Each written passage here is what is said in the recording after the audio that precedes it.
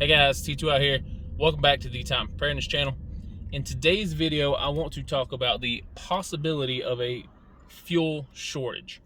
The reason that I want to make this video is number one, to explain the situation going on, and number two, to get a insider's look at what actually is going on.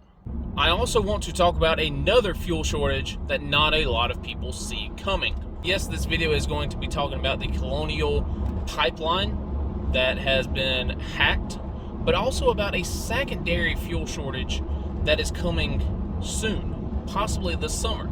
Now, we've never been a fear porn prepping channel like a lot of these other prepping channels out here. So when I say that a fuel shortage is coming, it has the potential. But I'm not one of these preppers out here.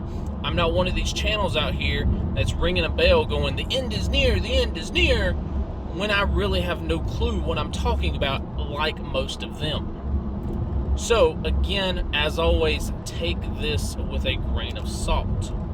So let's talk about the Colonial pipeline hack.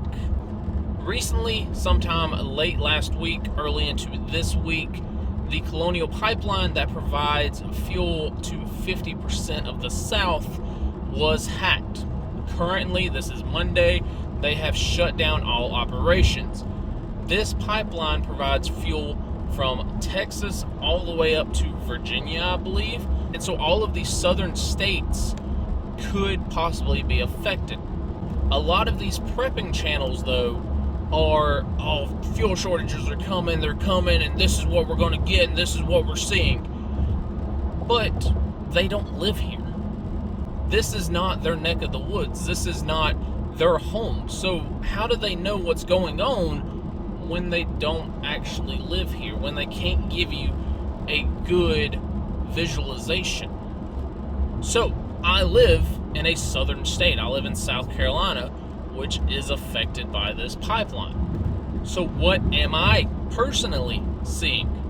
This morning, Monday morning, I went to work. Gas was $2.49 per gallon.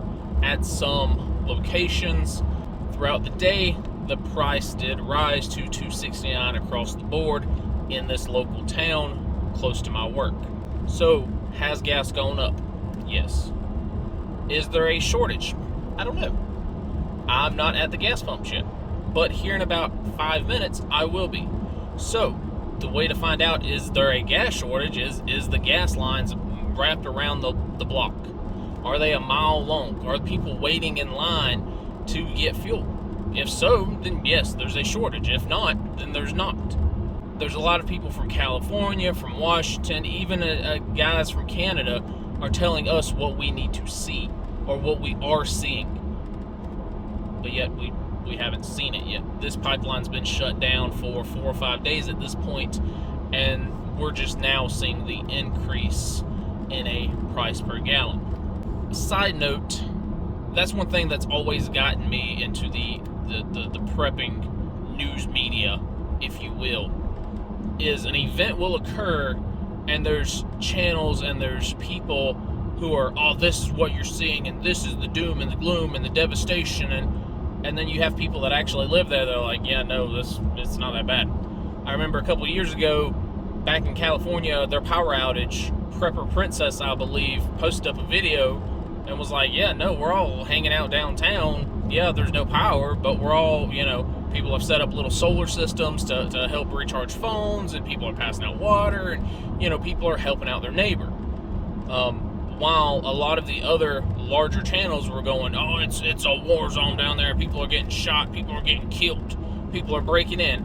You mean the things that they were doing while the lights were still on? Again, first person perspective, the pipeline. We will find out here in about a minute if there's a fuel shortage or if they're out of gas, or, is it $5 a gallon? Probably not. So what am I going to do to assist myself in this fuel shortage? I am going to fill up my vehicle. I have half a tank right now, and I have 200 miles of range left on my gas. I can always siphon gas out of this vehicle and give to my wife's vehicle. So me and my wife are both going to fill up. I'm also going to go home and fill up my lawnmowers that I'm going to need this week to cut grass, and that's going to allow me some space in my fuel cans. Go ahead and top them off, get them filled up.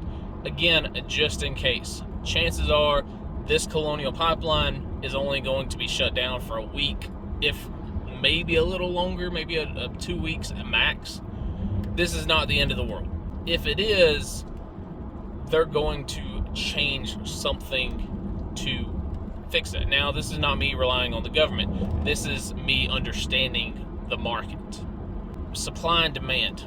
If 50% of the South's fuel lines are down, they're going to push fuel in from somewhere else, because they know that they can travel it 200 miles across the state of Texas and bring it over here and charge a higher rate for it if they're down. Now, again, there's other pipelines out there, and those pipelines can also ramp up production. They can also increase their supply. They can do a lot of other things as well. Maybe instead of sending it out west, they send it back east. So do I think that's an end-all be-all? No, I don't. I think in about a week, 2 weeks, we won't even know a fuel shortage happened. If all else fails and everything goes down, I do not need fuel for this vehicle. It is a hybrid electric. It is a 53 miles of electrical range. I can drive back and forth to work all week long with no fuel in the tank. So y'all are not going to believe how long I just had to wait for fuel. Y'all aren't going to believe just how many people are here. This is ridiculous. There's only about like 4 people here. Yeah, I'm not seeing a shortage. If there was a shortage, lines would be out the gate. If there was a shortage, lines would be miles and miles long. If there was a shortage, gas would be more expensive, and it's not. So, don't believe the hype.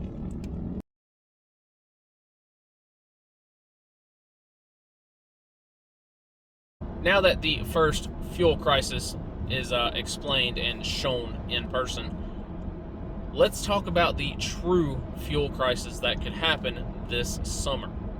As we all know, last year during the lockdowns, a lot of people lost their jobs.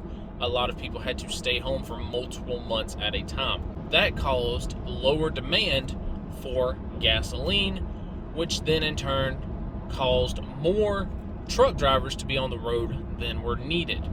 So a lot of those truck drivers were laid off throughout the pandemic as well, on top of a lot of other thousands of people. Now, these truck drivers, these tanker drivers, have classes, have schools that they have to go to get their CDL, to get their hazmat, to get all of these certifications to drive a tanker. Many of the schools were shut down as well. As summer is approaching, we all know that gas prices go up because more people are traveling, more people are going places, right? Kids are out of school and teenagers are out on the road all the time. People take family vacations, and so peak demand always goes up in the summertime. That's why prices go up for the summertime. Now we have the potential to have peak demand without peak output. We don't have as many drivers on the road as we used to prior to last year. We also don't have drivers in those schools to replenish the drivers that we lost last year. Now what could happen is we could have an actual gas crisis. We have the infrastructure that is there, we just don't have no one to deliver it to the market. Now, what does that mean for people like me and you? There are 3 situations that I see that the summertime gas crisis could go in. Number 1, there is a shortage of drivers. There is a shortage of fuel being delivered to the stores. Prices go up maybe $1, maybe $2. And that's it. Prices go up, people buy a little bit less of it. They still need it, but not nearly as much. Maybe they limit their trips. Situations like that, right? Number 2, the virus could return and we could all go back into lockdowns again, therefore creating no need for the extra fuel that we would need during a normal summer. Now, number 3. This summertime, we could see a oil and gas crisis like we saw back in the 1970s and into the early 80s. I think it would take a lot to get to that point, but just like an EMP is the end-all be-all for all preppers, that 1970s era gas crisis could be the end-all be-all for this gas shortage. For those of y'all unfamiliar, or maybe you weren't born kind of like I was, back in the 1970s, I think 73, 74, OPEC, the oil exporting countries of the Middle East, decided that because we didn't side with them on a certain conflict, that they were going to stop exporting as much oil to America as before. What did that do for our economy? What did that do for our daily lives? What you would have is these local gas stations were only getting a certain amount of shipment of gas. So let's say a gas station fills up twice a week. Well, now that same gas station, that same company is only getting 1 shipment a week. Now what that caused was a lot of people to not be able to get fuel. These individuals, local, normal people, were also having to sit in their vehicles for multiple hours at a time just to receive somewhere between 5 and 10 gallons of fuel at a time.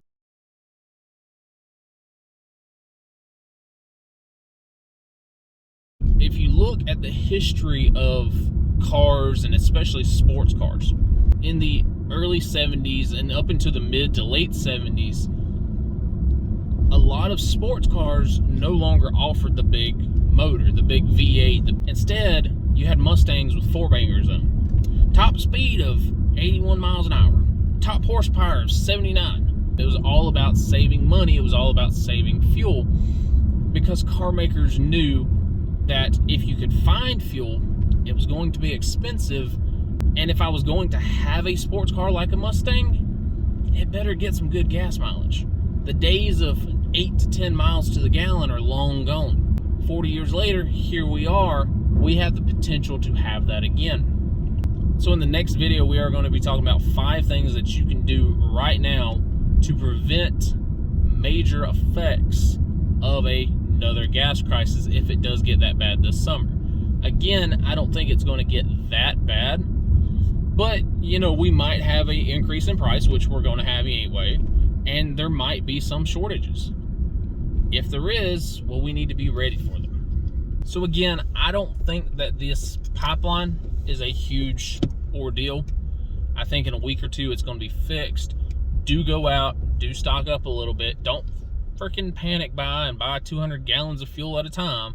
Do fill up your gas tanks, and do fill up any 5-gallon gas jugs you got laying around, just to have that extra little fuel on hand in case it does last a week or 2 or 3. Again, I don't think the West Coast is going to be affected because this does deal more of the South, but they could transport gas from one side of the country to the other. But there could be a real fuel shortage coming later this year in about a month or 2. So do be ready for that. Make sure you watch the next video to figure out 5 ways you can be ready for the upcoming fuel shortage. Again, not fear porn prepping. We're not out here ringing the bell that the end is near. I'm just discussing the news as I see fit. Alright guys, hope y'all had a good day. Again, check out the next video coming out. And yeah, go fill your tanks up. Alright guys, that's all I got for today. T2 out.